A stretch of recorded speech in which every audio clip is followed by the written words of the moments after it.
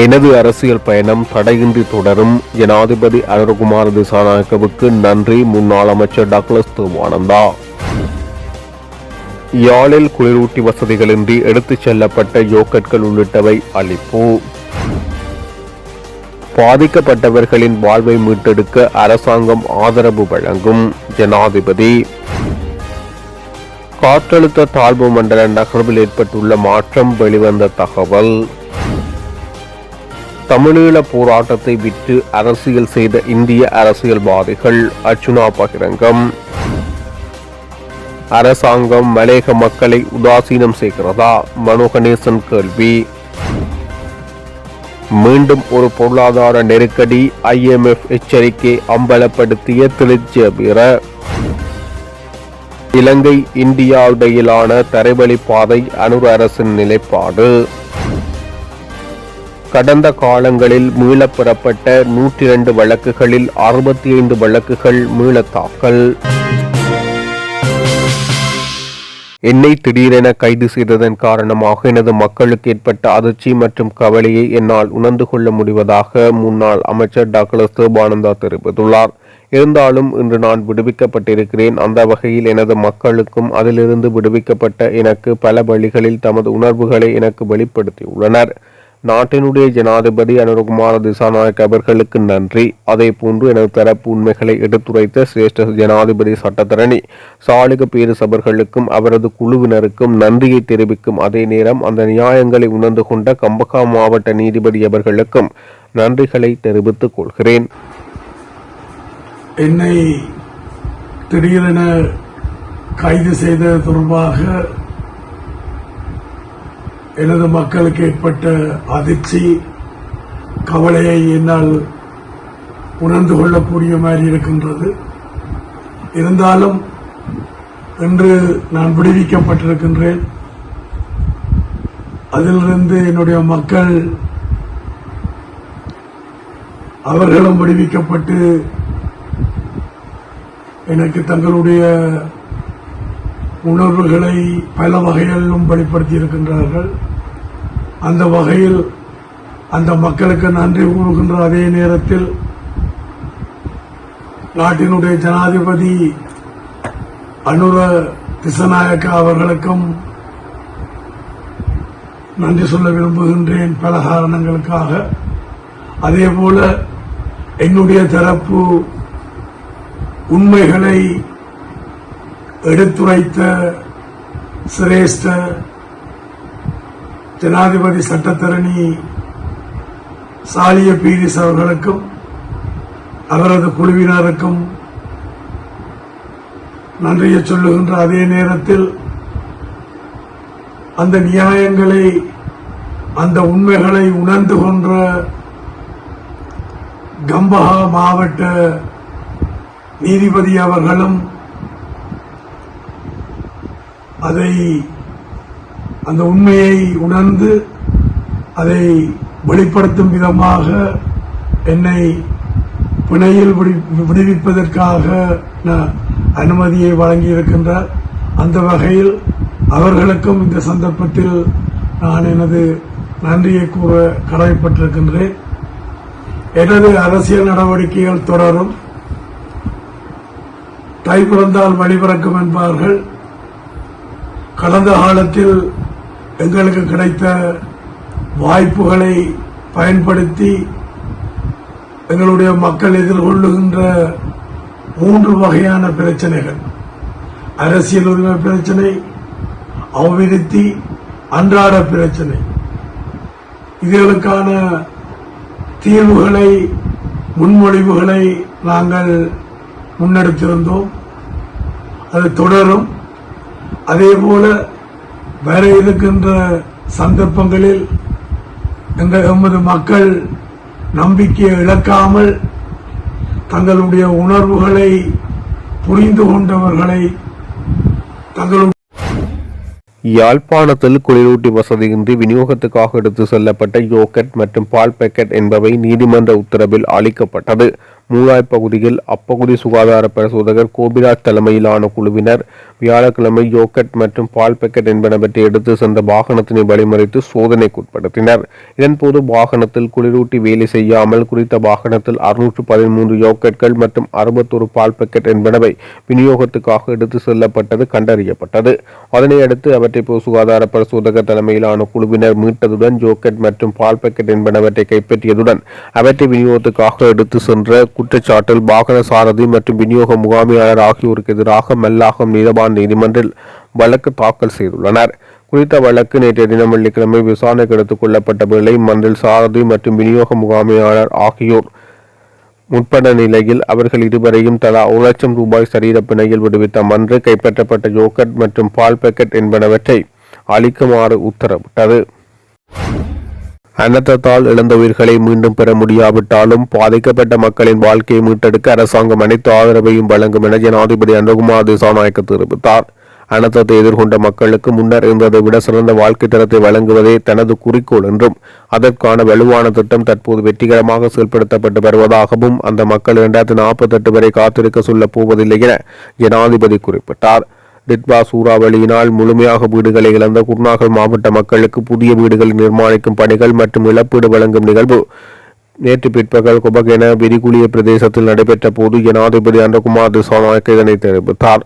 அனர்த்தத்துக்கு பிறகு மக்களின் வாழ்க்கையை மீண்டும் கட்டியெழுப்ப ஆரம்பிக்கப்பட்ட ரீபில்டிங் ஸ்ரீலங்காவின் பிரதான வேலை திட்டமாக செயற்படுத்தப்படும் ப்ராஜெக்ட் 5 மில்லியன் வேலை திட்டத்தின் கீழ் நிகரவெட்டிய கோபேகப ரஸ்நாயகபுர கொட்டபேகர பன்னல பிங்கிரிய மகப மற்றும் வாரியபுல பிரதேச செயலக பிரிவுகளில் அனர்த்தம் காரணமாக முழுமையாக சேதமடைந்த வீடுகளுக்கு பதிலாக அதே இடத்தில் புதிய வீடுகளை நிர்மாணிக்க அனுமதி பெற்றவர்களுக்கான புதிய வீடுகள் நிர்மாணித்தல் மற்றும் இழப்பீடுகள் வழங்குதல் இதன்போது இடம்பெற்றன.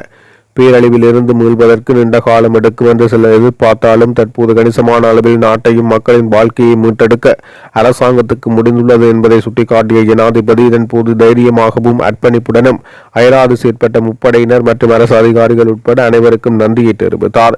மேலும் எதிர்காலத்தில் எந்த ஒரு அனர்த்தத்தையும் எதிர்கொள்ளக்கூடிய வகையில் இந்நாட்டு பொருளாதாரத்தை வலுவாக கட்டியெழுப்பதற்கு ஒன்றிணைந்து செயல்படுவோம் என ஜனாதிபதி அழைப்பு விடுத்தார். பொதுமக்கள் பாதுகாப்பு மற்றும் பாராளுமன்ற அலுவலர்கள் அமைச்சர் ஆனந்த விஜயபால, கமத்தொழில் மற்றும் கால்நடை வழங்கல் பிரதி அமைச்சர் நாமல் கருணாரத்ன ஆகியோருடன் பாராளுமன்ற உறுப்பினர்கள், குருநாகல் மாவட்ட செயலாளர், பிரதேச செயலாளர்கள், அரசு அதிகாரிகள் மற்றும் பிரதேசவாசிகள் கலந்து கொண்டனர். தென்மேற்கு பங்களா விரிகுடா கடற்பரப்பில் நிலை கொண்டுள்ள ஆழ்ந்த காற்றழுத்த தாழ்வு மண்டலத்தின் நகர்வு வேகம் மிகவும் குறைவாக இருப்பதாக வளிமண்டலவியல் திணைக்களத்தின் பணிப்பாளர் நாயகம் அதுல கருணாநாயக்க தெரிவித்தார். இது நேற்றைய தினம் இலங்கைக்குள் நுழையும் என முன்னதாக கணிக்கப்பட்ட போதிலும் தற்போது அந்த நிலையில் மாற்றம் ஏற்பட்டுள்ளதாக அவர் குறிப்பிட்டுள்ளார். இதேவேளை தென்மேற்கு பங்களா விரிகுடா கடற்பரப்பில் நிலை கொண்டுள்ள ஆழ்ந்த காற்றழுத்த தாழ்வு மண்டலம் நேற்று பிற்பகல் 3:30 மணியளவில் மட்டக்களப்பிலிருந்து சுமார் 180 கிலோமீட்டர் தொலைவில் கிழக்கு திசையில் நிலை கொண்டிருப்பதாக வளிமண்டலவியல் திணைக்களம் தெரிவித்துள்ளது. இந்த தாழ்வு மண்டலம் இன்றைய தினம் மாலை வேளை திருகோணமலைக்கும் யாழ்ப்பாணத்துக்கும் இடையில் இலங்கை கடற்கரையை கடக்கக்கூடும் என வளிமண்டலவியல் திணைக்களம் எதிர்வு கூறியுள்ளது. தமிழ்நாட்டு அரசியல்வாதிகள் தமிழீழ போராட்டத்தை விற்று தமிழ்நாட்டில் அரசியல் செய்தார்களே தவிர நமக்கு ஒன்றும் செய்யவில்லை என பாராளுமன்ற உறுப்பினர் அர்ச்சுனா ராமநாதன் குற்றம் சாட்டியுள்ளார். தனது சமூக ஊடக வலைதளத்தில் நேரடி உரையாடல் ஒன்றினூடாக அவர் இதனை தெரிவித்தார். தொடர்ந்து கருத்து தெரிவித்த அவர், உங்கள் ஏற்பாட்டில் தமிழ்நாட்டில் இருந்து 10,000 இளைஞர்களை இலங்கைக்கு அழைத்து வந்து போராட்டத்தில் மரணமடைந்திருந்தால் நாங்கள் இப்போது நம்பியிருப்போம். தமிழர்களுக்காக போராடுவீர்கள் என்று. தமிழீழ விடுதலை புலிகளின் தேசிய தலைவர் இருக்கும் போது சரி, வீர மரணம் அடைந்த பின்னரும் சரி, இவர்கள் ஒன்றும் செய்யவில்லை. தமிழ்நாட்டில் அரசியல் செய்வதற்கு நாங்களா உங்களுக்கு அவல் பொறிகள்?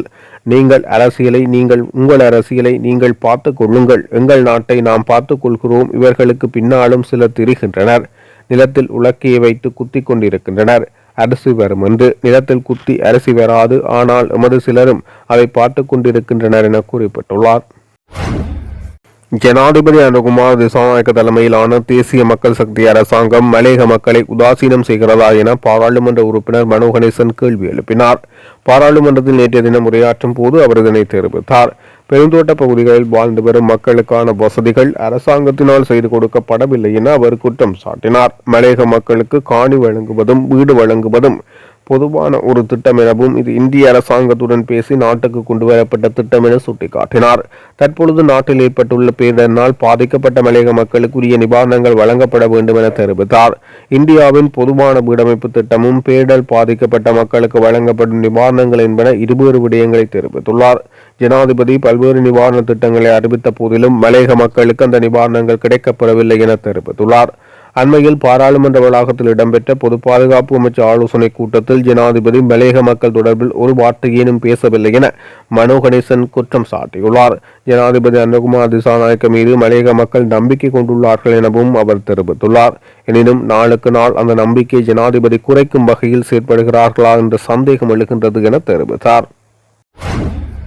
அமெரிக்க டாலருக்கு நிகரான இலங்கை ரூபாவின் பெறுமதி அதிகரிப்பானது நாடு பாரிய சிக்கலுக்கு முகம் கொடுத்துள்ளதாக IMF-ஐ மேற்கோள் காட்டி நேற்று பாராளுமன்றத்தில் சர்வஜன அதிகார கட்சியின் தலைவர் திலித் ஜெயவீர தெரிவித்துள்ளார். இறக்குமதி மற்றும் ஏற்றுமதி சட்டத்தின் கீழ் ஒழுங்கு விதிகள் தொடர்பான விவாதத்தில் கலந்து கொண்டு உரையாற்றும் போது அவர் இதனை தெரிவித்தார். தொடர்ந்து உரையாற்றிய அவர் ரணில் விக்ரமசிங்கே இருக்கும் போது டாலர் ஒன்றின் பெறுமதி 285 ரூபாவிலிருந்து ஆனால் இன்று 313 ரூபாய் வரை அதிகரித்துள்ளது. இதில் ஏற்பட்ட பொறுப்பு டாலர் மில்லியன் 1140 ரூபாவாகும். அதாவது அதிகரித்துள்ள தொகையாகும். ரணில் விக்ரமசிங்கே செல்லும் போது வெளிநாட்டு கையிருப்பு 800 டாலர் பில்லியன் ரூபாவாகும். இன்று வெளிநாட்டு கையிருப்பு 1.2 டிரில்லியன் வரை அதிகரித்துள்ளதாக அரசாங்கம் குறிப்பிடுகிறது. இலங்கை ரூபாவின் பெறுமதி வீழ்ச்சியடைந்துள்ளமையினால் நாம் இருந்த இடத்திலிருந்து கீழே விழுந்துள்ளோம். அத்தோடு அனர்த்தத்தில் ஏற்பட்ட பாதிப்புக்காக 500 பில்லியன் ரூபாவை அரசாங்கம் செலவிட்டுள்ளது. இதன் காரணமாக நாம் இருக்கும் நிலைமை தலைகீழாக மாறியுள்ளது. பொருளாதாரத்தின் உண்மையான கள நிலவரத்தை மக்களுக்கு மறைப்பதை விடுத்து தெளிவுபடுத்த வேண்டும். இன்னும் அரசாங்கம் புள்ளி விவரங்களை காட்டி ஏமாற்றும் வேலையை கைவிட வேண்டும் என தெரிவித்தார். லஞ்ச ஊழல் விசாரணை ஆணைக்குழு மற்றும் சட்டமா அதிபரினால் கடந்த காலங்களில் மீளப்பெறப்பட்ட 102 வழக்குகளில் 65 வழக்குகள் மீள தாக்கல் செய்யப்பட்டுள்ளதாக பிரதமர் கருணை அமரசூரிய பாராளுமன்றத்தில் தெரிவித்தார். அதற்கிணங்க இத்தகைய பாரபட்சமுமின்றி சாட்சிகளின் அடிப்படையில் இந்த வழக்குகள் மீள தாக்கல் செய்யப்பட்டுள்ளது எனவும் எவரையும் பாதுகாக்க வேண்டிய அவசியம் அரசாங்கத்துக்கு கிடையாது என பிரதமர் சபையில் தெரிவித்தார். பாராளுமன்றத்தில் நேற்று வாய்மூல விடைக்கான வினாக்கள் வேளையில் எதிர்க்கட்சி MP அஜித் பி பெரேரா எழுப்பிய கேள்விக்கு பதில் வழங்கும் போது அவர் இவ்வாறு தெரிவித்துள்ளார். அஜித் பி பெரேரா தமது கேள்வியின் போது 2019 ஆண்டு தொடக்கம் 2024 ஆண்டு வரை லஞ்ச ஊழல் விசாரணை ஆணைக்குழுவால் மீளப்பெறப்பட்ட வழக்குகளின் எண்ணிக்கை எத்தனை, மேற்படி வழக்குகளில் மீண்டும் மீளாய்வு செய்யப்பட்ட பின்னர் தாக்கல் செய்யப்பட்டுள்ள வழக்குகளின் எண்ணிக்கை எவ்வளவு என வினாவினார்.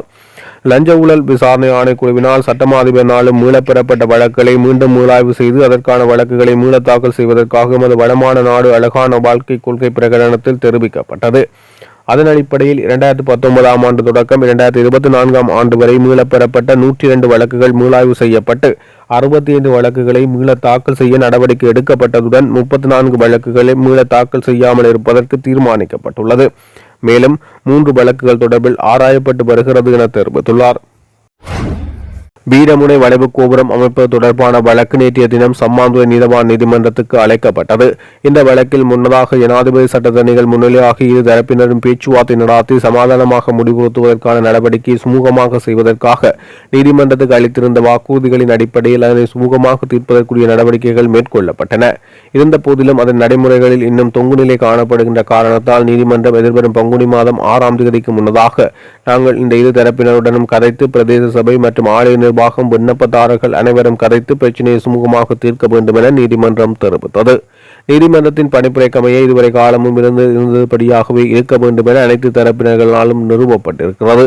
இதேவேளை இந்த இரு தரப்பினரும் வழக்கினை சுமூகமாக முடிக்க வேண்டும். இது ஒரு பொதுநலன் சார்ந்த விடயம் எனவும் இது அவ்வாறு இருப்பதனால் இந்த பணிப்புரையை நீதிமன்றம் வழங்கி இருக்கிறது. எதிர்வரும் வழக்கு திகதிக்கு முன் இது சம்பந்தமான முறைப்பாட்டாளர்கள் மற்றும் பிரதிவாதிகள் இது தொடர்பில் பேசி ஒரு நல்ல முடிவினை நீதிமன்றத்துக்கு அறிவிப்பார்கள் என்று மன்றம் இதனை தெரிவித்துள்ளது என வழக்கில் ஆஜராகிய சட்டத்தரணி நிதான்சன் தெரிவித்தார்.